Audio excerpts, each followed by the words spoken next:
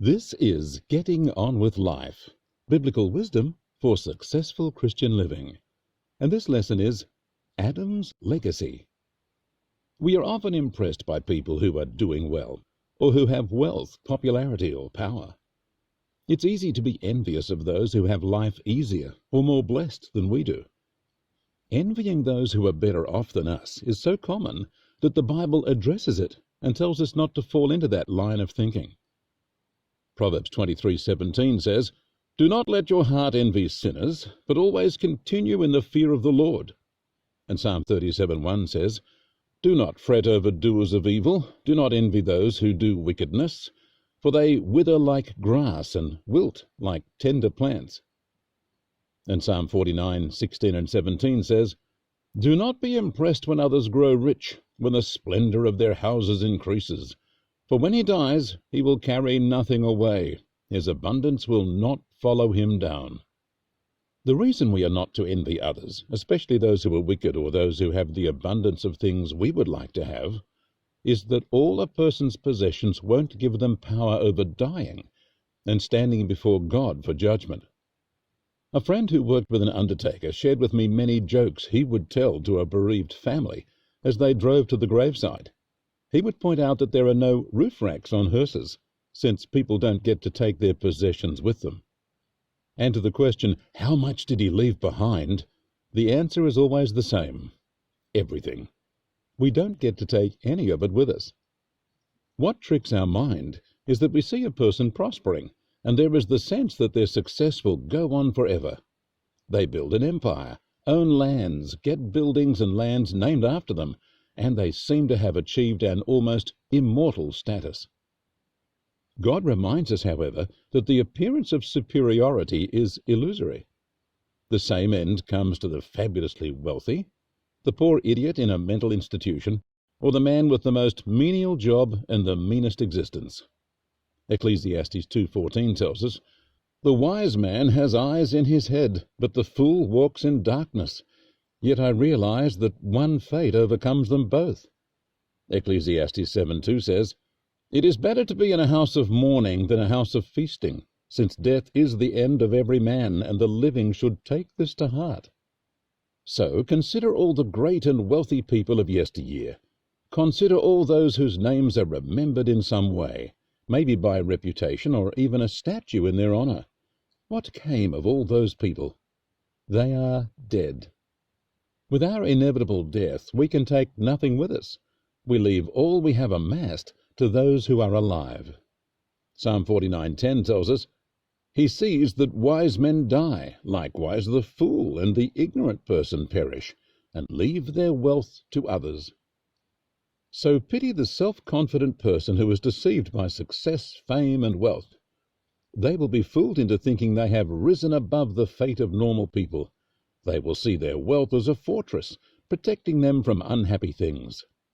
Proverbs 18:11 tells us, "The rich man's wealth is his strong city, and like a high wall in his own conceit." And Psalm 49:11 and 12 say, "Their graves are their eternal homes, their dwellings for endless generations, despite them naming their lands after them. But a man, despite his wealth, cannot endure. He is like the beasts that perish." And Psalm 49:18-20 says, "Though in his life he blesses his soul, and men praise you when you prosper, yet he will join his ancestors and never see the light of day. A man who has riches but not understanding is like the beasts that perish." I was impressed to learn years ago about Sir Cecil Rhodes, who had the nation of Rhodesia named after him. When I visited his impressive monument in South Africa, I learned of the amazing exploits he achieved, despite dying when he was only 48. So what do we know about Sir Cecil Rhodes? He's dead. All he achieved and all he is honored for could not change his destiny.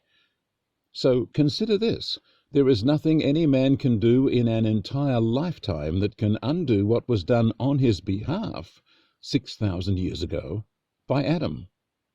1 Corinthians 15:22 tells us, "Death came through a man, and resurrection of the dead comes also through a man.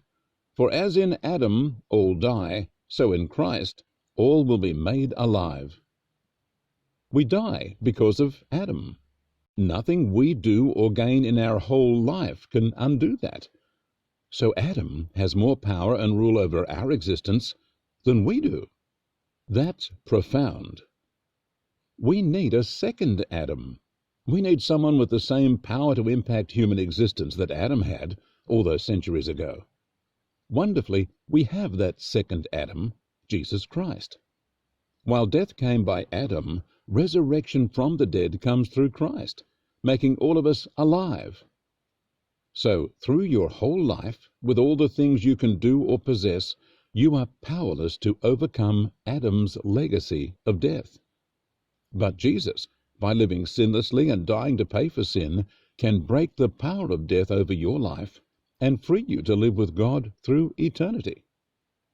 Adam's legacy is death, but that's not your greatest worry. After death, we stand before God and face judgment. Hebrews 9:27 says, "It is appointed to men once to die, but after this, the judgment."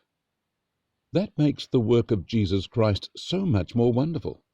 Not only did Christ break the power of death, he brings us forgiveness, so we escape the punishment of the wicked when we face God's judgment. Because of Adam's legacy, your death is inevitable. You have no power to stop your death and your exit from this world. But Jesus Christ offers you a much more wonderful legacy as you put your faith in Christ. It is the legacy of victory over death, sin, Satan, and judgment. Don't be fooled by the apparent success and impressive achievements of people. Those people are still stuck with Adam's legacy and will die as surely as everyone else. See that you need a second man with the power to change human destiny. That's Christ. 1 Corinthians 14:57 says, "The first man, Adam, is of the dust, earthy. The second man, Jesus, is the Lord from heaven." Friends, put your faith in Jesus Christ and be set free from Adam's legacy. God bless you.